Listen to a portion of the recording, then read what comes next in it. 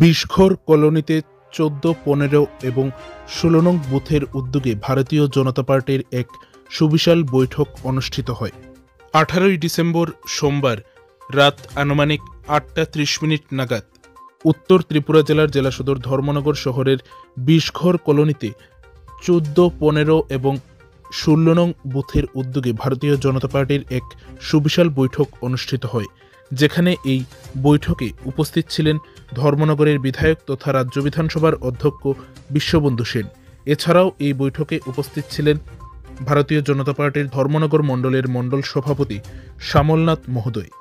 যেখানে এই বৈঠকে আগামীকাল রাজ্যের মুখ্যমন্ত্রী এবং ভারতীয় জনতা পার্টির রাজ্য সভাপতি মহোদয়ের উপস্থিতিকে কেন্দ্র করে যে জনসভার আয়োজন করা হয়েছে, সেই সভাকে ঐতিহাসিক জনসভার রূপ দেওয়ার জন্য উপস্থিত সকল কার্যকর্তা ভাই বোনদের সাথে বিস্তারিতভাবে আলোচনা করা হয়।